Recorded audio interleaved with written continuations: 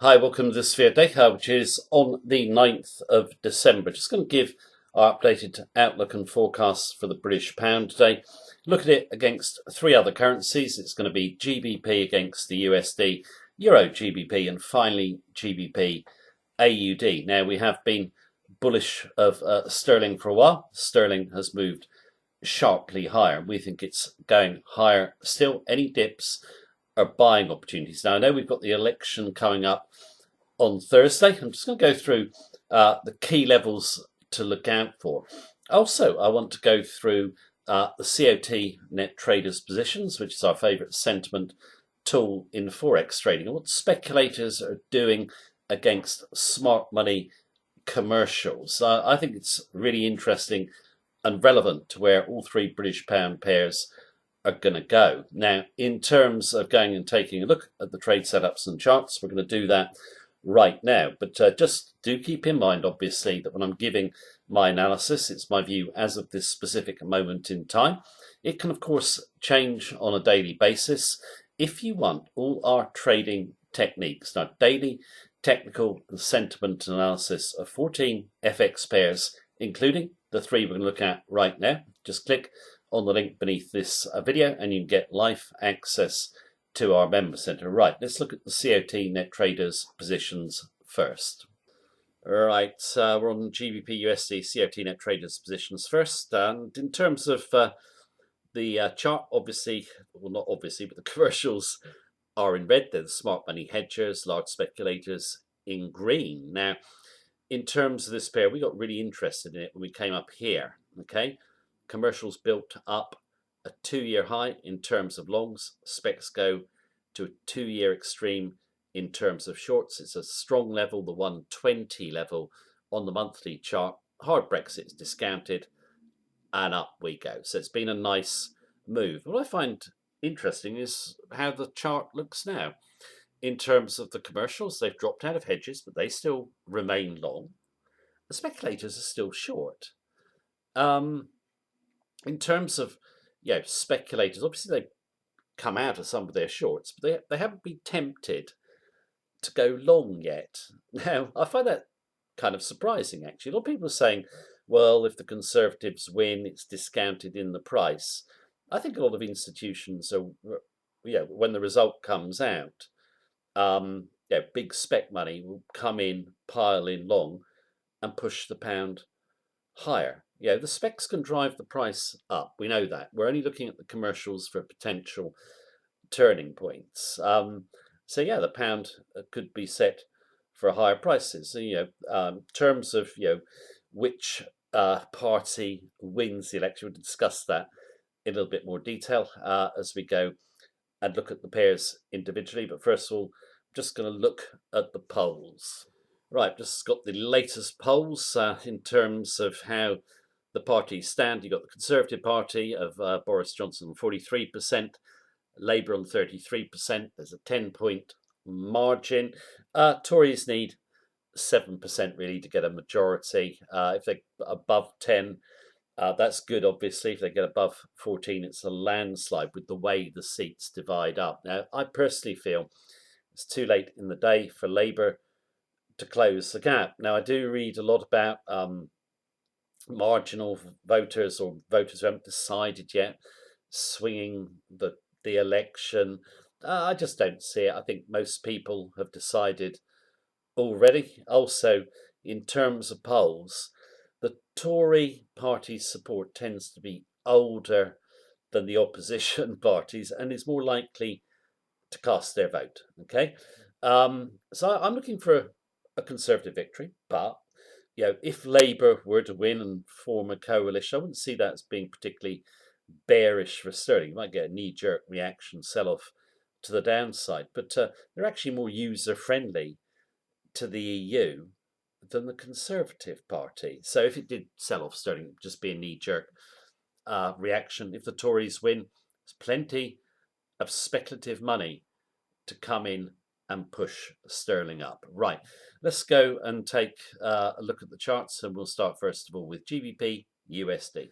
Right, GBP USD daily chart moved obviously up nicely from the 120 level, and in terms of our latest position in 128.30, I've got the stop 129.50, and at the minute we're 131.52, so we would give back a couple hundred pips if we were stopped out. Now, in terms of this, I might change it as we get closer to the election, cut allocation or whatever. But the way I see it now, I just don't see much downside. If you look at the chart, we come up strongly here. We're rejected at 130. We nearly get back to 130, but fade. Nearly get back to 130, fade. And then we kind of wind up, push against the level, then really get clear of it on that blue, and three smaller candles. We're clear of the next round number at 131. This double trend line support should be pretty firm. Any dips back to it are buying opportunities. If it came through the level, I'd look to buy back through the round number. I don't see the 128 level giving way. I think if we do get selling on, let's say, an opposition win, I just don't see it as being big. But I'm still think there'll be a Tory majority. And like I said, everyone's saying, well, that's discounted in the price. But the problem is the speculators, the big money, hasn't really reacted yet. They haven't come in to buy the British pound. I think they're waiting to maybe right before the election or after the election, then big spec money can push us to the upside. Now, just below around number 132, my own view is you could just come straight through the round number. Just wait for these two candles here to get taken out. You're looking at about 132.60. It's basically where we met resistance at 20-month moving average, came down, then we get above it. I think we're now going to go on to the upside 140, but really think we could actually run on to 145 and retrace that whole Brexit candle decline. Yeah, the sterling sell-off has all been about Brexit. There isn't going to be a hard Brexit. Whoever wins, I think, sterling is going up. And if we get a knee-jerk reaction to the downside, it'll be a buying opportunity. In terms of this pair and the other GB pairs we're going to look at, they have been really good for us, really boosted like our profits, so to speak, when in a lot of other pairs we haven't had much action at all. Okay, now in terms of this, I don't know if other traders find this. I mentioned it previously. When a trend kind of matures, it's run on for a while. Okay, that temptation is there to bank. But the way I see it in terms of the big monthly chart, there's more upside to come. The way sentiment is as well. I see a lot of people, analysts and brokers saying, well, I mentioned it, that this Tory majority win is discounted. I just don't see it in that way. I think there's plenty of buying power on the sidelines. I'm labouring that point a bit, but we shall see. Like I said, these obviously is my view as of right now. Be active, obviously, on election day in the member centre with a few updates. But what we're going to do now is we're going to shift over and look at Euro GBP.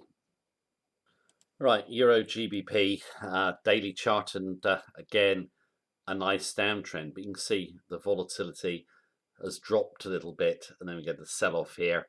Volatility a little bit lower than in the first phase of the downtrend, but you'll see it in the monthly chart in a moment. We've broken a key level, which is 85, and that's around 85.50. So if we rally back towards this level here, look to sell any weakness. I'd keep the stop back at this moment in time behind 86. The downside potential in this one is big. Let's have a look at the monthly chart. There, you've kind of come through the 85 level, which I see as significant. I'm not worried about this mess over here. I'm interested in these candles here. 1, 2, 3 tails, okay, where you got rejections. Where are we going to go? 80, and then possibly down to 75. It's a big trend, but you can see it was a big trend up.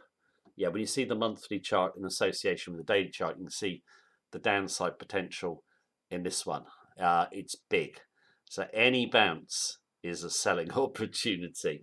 Right, let's move to the last pair, which is going to be, GBP AUD. Right, GBP AUD daily chart, and again, a decent move to the upside, well, a really good move to the upside, and just off daily chart highs. Okay, now in terms of, again, with our position, we've got 500 odd pips. We're still holding our stop back at the moment behind the 190 level, which I think is pretty firm support in terms of tried to get above it there, came back, bashed into it, got above it, below it.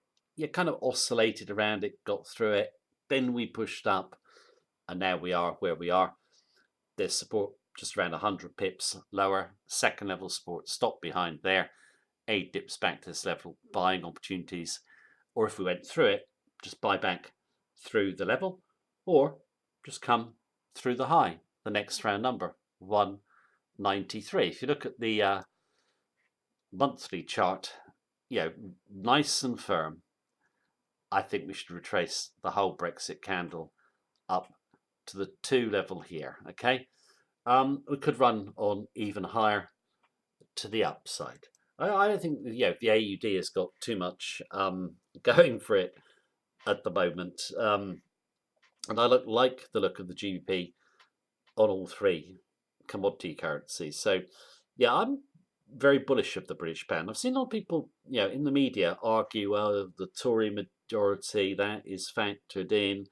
Yeah, I think the key is what spec money is doing, and spec money hasn't really made the move yet to going aggressively long the British pound. I personally think they will on the Tory majority, and like I said, I don't see too much downside in sterling if the opposition win. The pound fall was all about Brexit. The opposition aren't in favour of Brexit. They're more European friendly. So any dip for me would be a buying opportunity. There's going to be no melt to the downside in the British pound, in my view. Right, that is the video for today. Thank you very much for watching me as usual. Take care. Have a good day.